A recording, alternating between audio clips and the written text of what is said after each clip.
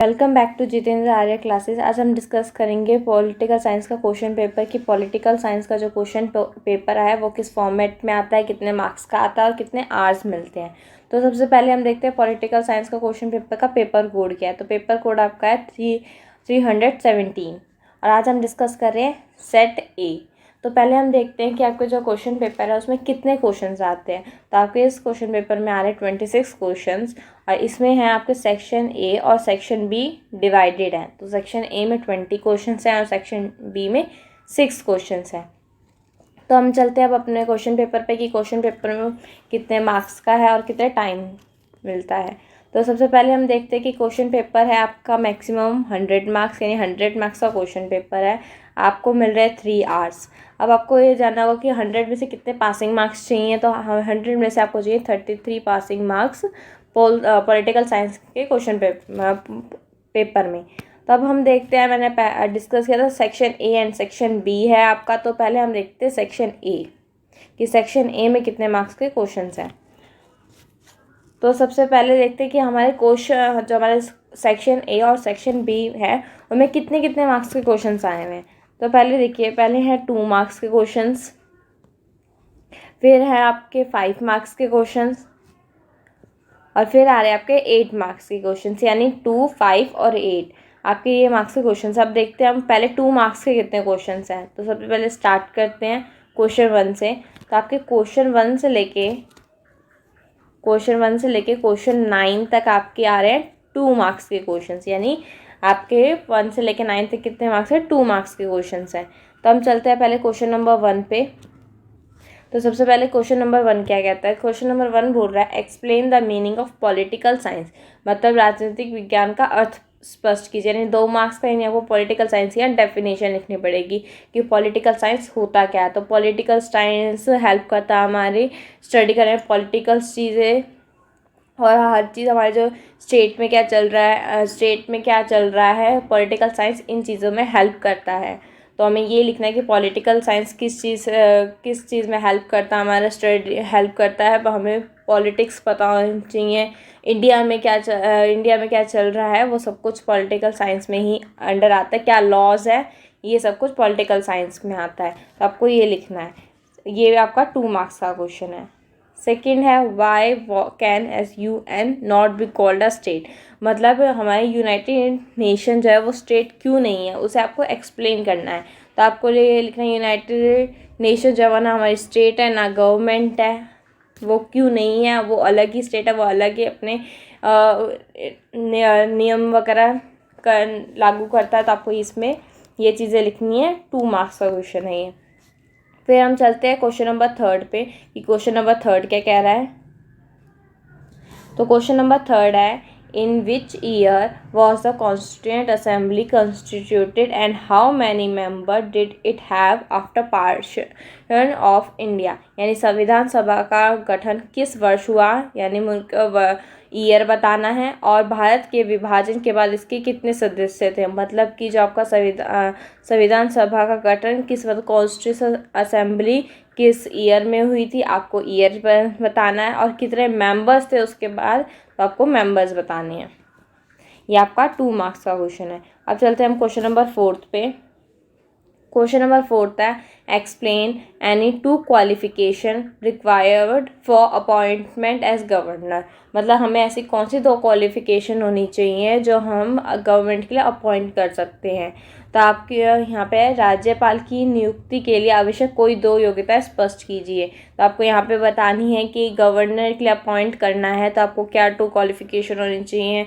उसकी होनी चाहिए आप 35 ईयर्स कंप्लीट हो, आप 35 ईयर्स के हो और आप ना लेजिस्लेटिव ना पार्लियामेंट के कोई भी मेंबर नहीं हो, आपको ये क्वालिफिकेशंस चाहिए होती है। तो ये आपको इसमें एक्सप्लेन करनी है और ये क्वेश्चन आपका 2 मार्क्स का। और यहाँ पे है डिस्क्राइब, 5th क्वेश्चन में है डिस्क्राइब एनी 2 फंक्शन ऑफ जिला परिषद, मतलब आपको जिला परिषद के 2 फंक्शंस बताने हैं, 2 कार्य, कोई भी काम आपको यहाँ पे बताने हैं। ये भी 2 मार्क्स का क्वेश्चन है। अब चलते हैं हम क्वेश्चन नंबर 6 पे कि क्वेश्चन नंबर 6 क्या है। क्वेश्चन नंबर 6 में बोला explain the significant of universal adult franchise, यानी जो आपको यूनिवर्सल एडल्ट फ्रेंचाइज का क्या महत्व है, क्या इंपॉर्टेंस है, आपको ये बतानी है। फिर चलता है क्वेश्चन नंबर 7। क्वेश्चन नंबर 7 है name any 4 regional political parties of India, यानी भारत में किन्हीं 4 क्षेत्रीय राजनीतिक दलों के नाम लिखिए, यानी 4 रिलीजनल पार्टी के आपको यहाँ पे नाम बताने हैं। तो ये भी आपका 2 मार्क्स का क्वेश्चन है अभी। अब हम चलते हैं 8th पे। 8th बोल रहा है analyse the role of population growth as a hindrance to good governance, यानी सुशासन की एक बाधा के रूप में जनसंख्या वृद्धि की भूमिका विश्लेषण कीजिए। मतलब जो आपको एनालाइज करना है हमारी जो रोल ऑफ पॉपुलेशन ग्रोथ, मतलब जो हमारी पॉपुलेशन ग्रोथ है वो बढ़ रही है, तो as a hindrance to good governance, तो आपको यहाँ पे यहाँ पे एनालाइज करना है। तो ये भी आपका 2 मार्क्स का क्वेश्चन है। फिर question number 9, state any 2 points of good relation between India and Russia. तो यानी भारत और सोवियत रूस या के बीच अच्छे संबंधों के कोई बिंदु लिखे, मतलब कोई 2 गुड पॉइंट्स आपको बताने, 2 पॉइंट्स बताने गुड रिलेशंस के, कि इंडिया एंड रशिया में कौन से गुड रिलेशन के कौन से 2 पॉइंट्स हैं। तो ये भी आपका कितने मार्क्स का है, 2 मार्क्स का क्वेश्चन है। अब चलते हैं हम क्वेश्चन नंबर 10 पे। तब देखिए क्वेश्चन नंबर 10 आपका कितने मार्क्स का शुरू हो गया, 5 मार्क्स का, यानी 1 से लेके 9 थे आपके 2 मार्क्स के। अब क्वेश्चन नंबर 10 से लेके क्वेश्चन नंबर 16 तक हो गया आपके 5 मार्क्स के। तो अब हम चलते, पहले हम देखते हैं 10th में क्या बोला है। 10th में explain any difference between nation and nationality, मतलब नेशन और नेशनलिटी के बीच में आपको डिफरेंस बताने, कोई भी 5 डिफरेंस बताने राष्ट्रीय और राष्ट्रीयता के बीच में। ये आपका 5 मार्क्स का क्वेश्चन है। अब है question number 11, analyse the theory of surplus value as a feature of Marxism.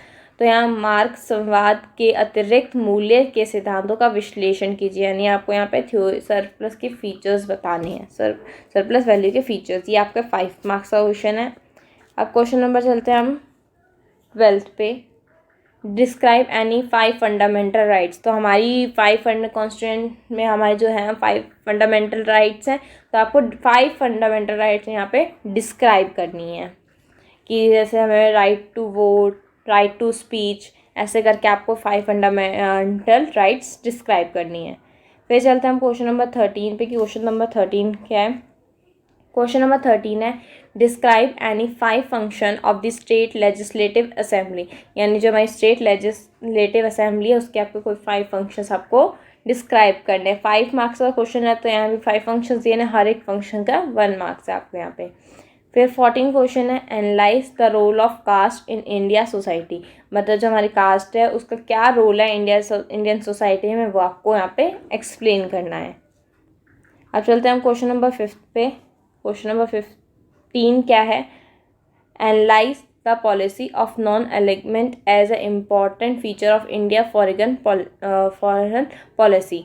Bharat की विदेश नीति की एक प्रमुख विशेषता के रूप में गुट निरपेक्षता की नीति का विश्लेषण कीजिए, यानी आपकी जो आपको पॉलिसी एनालाइज करनी है, जो नॉन अलाइनमेंट इम्पॉर्टेंट फीचर है इंडियन फॉरेन पॉलिसी के लिए।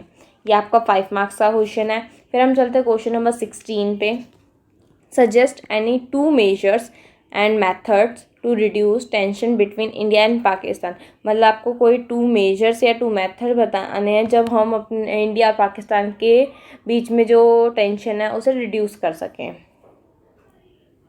तो आपको यहाँ पे कोई 2 मेजर मेथड और 2 मेथड्स बताने हैं, इसमें उन्हें अच्छी तरह डिस्क्राइब करना है। अब चलते हैं हम क्वेश्चन नंबर 17 पे। 17 क्या है, explain any 4 feature of Indian constituent, मतलब आपके जो भारतीय संविधान की किन्हीं 4 विशेषताओं की व्याख्या कीजिए, यानी आपको कोई 4 फीचर्स, कोई 4 विशेषताएं आपको इसमें बतानी है। और ये आपके अब शुरू हो गए 8 मार्क्स के क्वेश्चन, यानी क्वेश्चन नंबर 10 to 16 आपके 5 मार्क्स के थे, और क्वेश्चन नंबर 17 से लेके क्वेश्चन नंबर 20 तक आपके हो गए 8 मार्क्स। तो अब हम देखते हैं 8 मार्क्स वाले में बोल रखा है कोई 4 फीचर्स बतानी है, यानी 1 फीचर आपका 2 मार्क्स का होगा। और अब देखिए 8th मार्क्स के क्वेश्चन में आपको यहाँ पे दे रखा है, ऑप्शन भी दे रखा है, explain any 4 effects of national emergency, मतलब कि हमारे राष्ट्रीय आपातकाल के किन्हीं 4 प्रभावों की व्याख्या कीजिए, यानी कोई भी नेशनल इमरजेंसी के कोई 4 फैक्ट्स आपको यहाँ पे एक्सप्लेन करने हैं। अब चलते हैं हम क्वेश्चन नंबर 18 पे। क्वेश्चन नंबर 18 है describe any 4 important function of parliament. मतलब जो हमारी पार्लियामेंट है उसके कोई 4 फंक्शंस 4 इम्पॉर्टेंट फंक्शन, 4 महत्वपूर्ण कार्य, मतलब क्या इम्पॉर्टेंट काम करती है वो आपको यहाँ पे डिस्क्राइब करने हैं। और इसी की ऑप्शन में आया हुआ है describe any 4 powers and function, यानी 4 powers and function of the speaker of Lok Sabha, how is the speaker elected. मतलब जो आपके स्पीकर है लोकसभा में उसकी कोई 4 पावर्स और फंक्शंस एक्सप्लेन करने हैं, और फिर उधर स्पीकर लोकसभा में स्पीकर कैसे इलेक्ट होता है वो बताना है आपको। फिर आता है 19 evaluate the role of sound public opinion with example.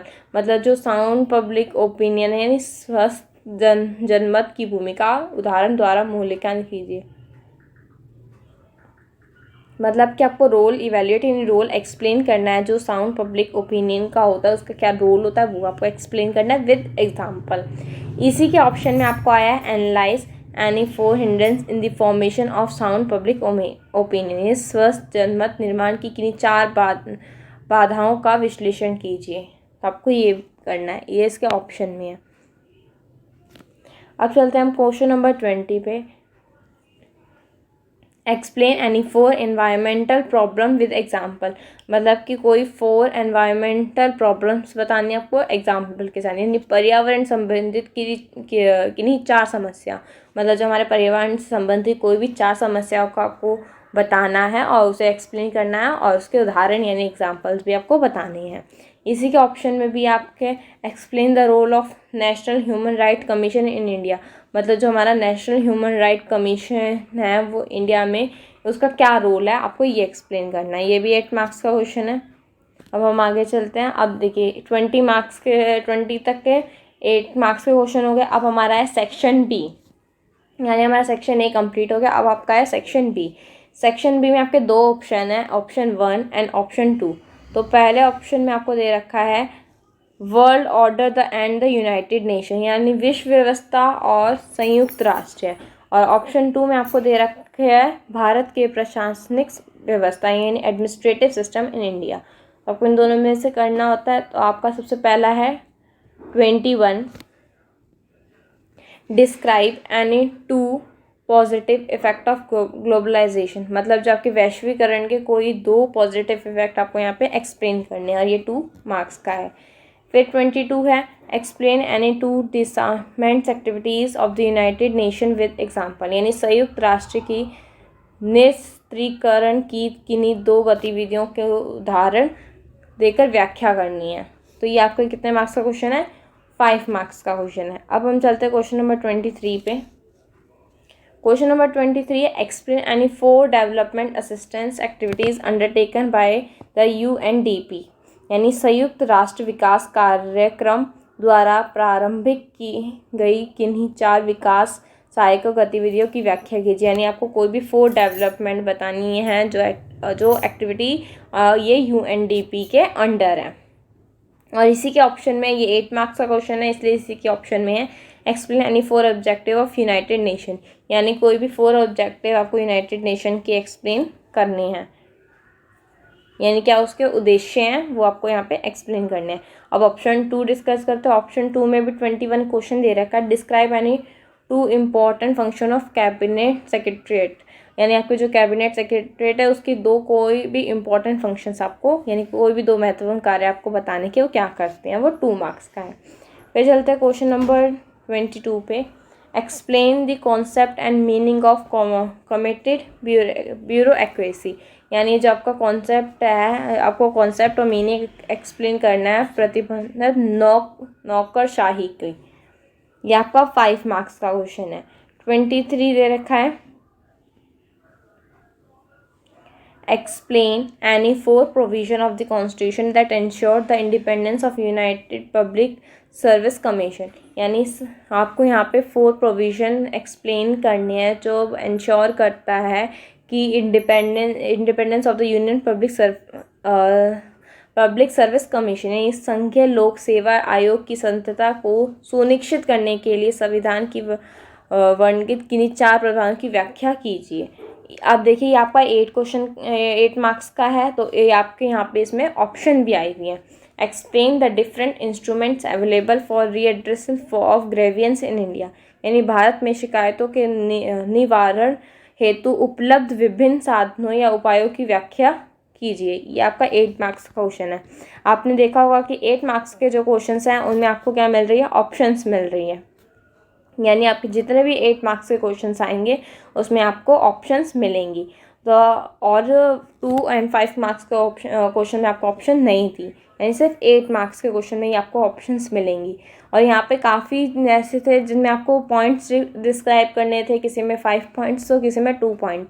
जो हमारे पॉलिटिकल साइंस का पेपर होता है, अगर हम उन्हें पॉइंट्स में डिस्क्राइब करते हैं तो उसमें अच्छे मार्क्स मिलते हैं। पॉइंट में जितने मार्क्स का क्वेश्चन है, जैसे 2 मार्क्स का क्वेश्चन है, आप 2 पॉइंट अच्छी तरह से डिस्क्राइब करेंगे तो उसमें अच्छे मार्क्स मिलेंगे।